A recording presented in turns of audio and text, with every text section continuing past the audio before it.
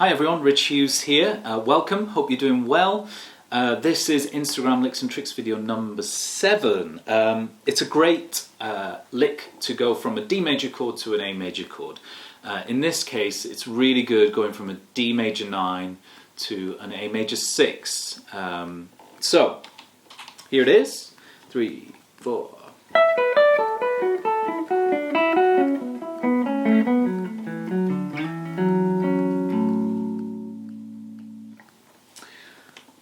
Also, another thing to note with this lick is it's in triplets, so we've got 3 notes over 1 beat. So you've got that kind of triplet feel happening on it, because I realised everything so far has just been, we've just been doing 8th notes, you know, and you know, the odd different kind of rhythms here and there, but I just wanted to do something that was a little bit different sounding today, rhythmically, not that it's crazy, rhythmically or anything like that.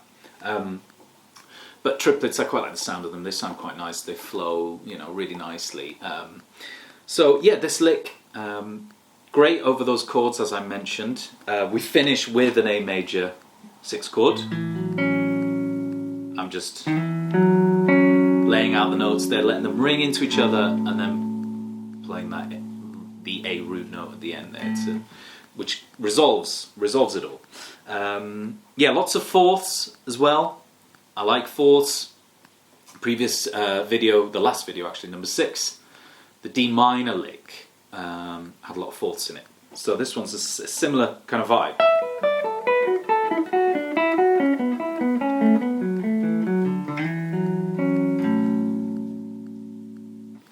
So yeah, and I wanted to write a lick that went from 12th fret down to 5th fret. So we had this moving lick where it was just descending and kind of covered quite a lot of space. So I hope that, you know, you can visualize kind of, okay, we're starting up here, kind of, it's kind of around this D major chord, right? Just your standard bar chord at the top there for D major. And then I'm kind of going down to this area.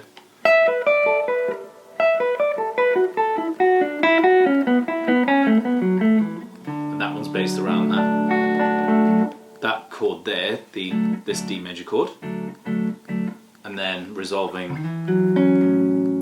to this A major 6. As I've mentioned before in previous videos, I love taking one chord, messing around with it, you know, adding in notes, taking away notes. So this one, you could add in the sharp 11 there, that D sharp, so that would make it an A major 6 sharp 11, and you could add in the G sharp on top as well on the high E string on the 4th fret there, and that would bring in the major 7 into that as well. Quite a cool sounding chord. So, like I've said before in a previous video, it's a great way to practice chords. You just sit there, and you can do it with, you know, take just your standard A major chord there. You know, if you're thinking in a caged system, that's your E shape A chord, right? There's your E shape right here with these fingers here, fingers 3, 4, and 2. And then you can just mess around with stuff. So it's like, okay, I'm going to lower this E, which is the 5th, I'm going to lower it to a flat 5 and play the same chord. So now it's like an E major flat 5. Now I'm going to lower that note again to the 5th fret on the D string, on the A string, pardon me. So that's like an A major, but with the 4 in this, but because you got the 3rd as well, it's not a sus 4 because the 3rd's in there. So it's a bit like an A major with the 4th. So okay, lower it again, and it just becomes just an A major triad there, but without the 5th, because you've just got 2/3 here because you're playing this C sharp twice. So it's a great way to practice chords. You know, you don't need to sift through books. Not that books, are bad. There's some amazing chord books out there. Like I've said before, the Ted Green ones, amazing. Get them. They're brilliant. That man was just incredible, amazing musician. But you can sit there and just experiment on your own, which I love to do. And then you'll think of voicings that maybe you wouldn't get from the chord book that you've got or whatever.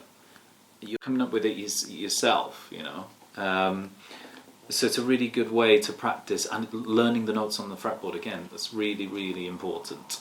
And this is a great way to practice doing that.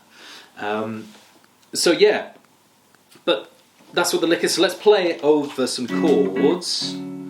So we're going from D major 9 to an A major 9.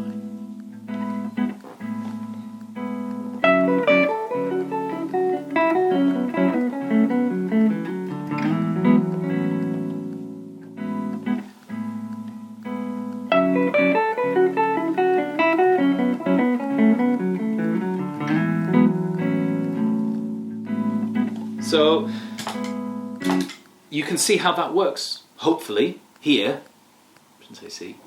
Hopefully you can hear how that works over those two chords.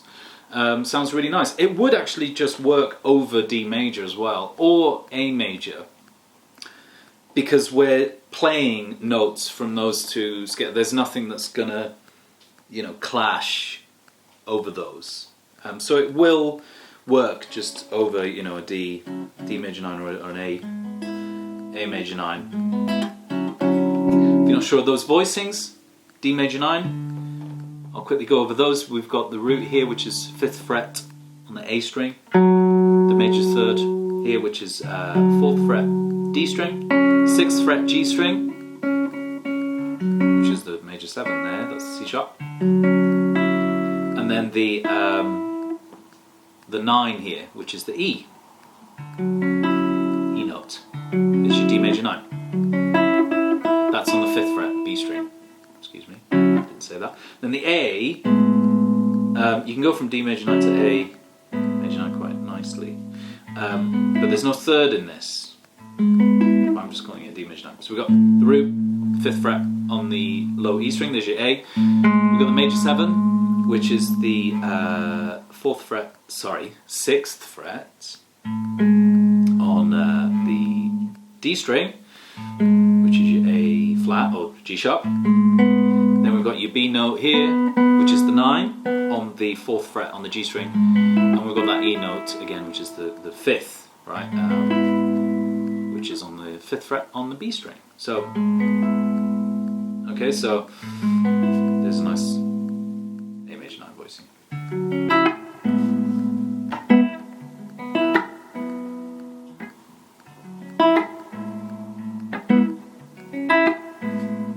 Anyway, I'm noodling.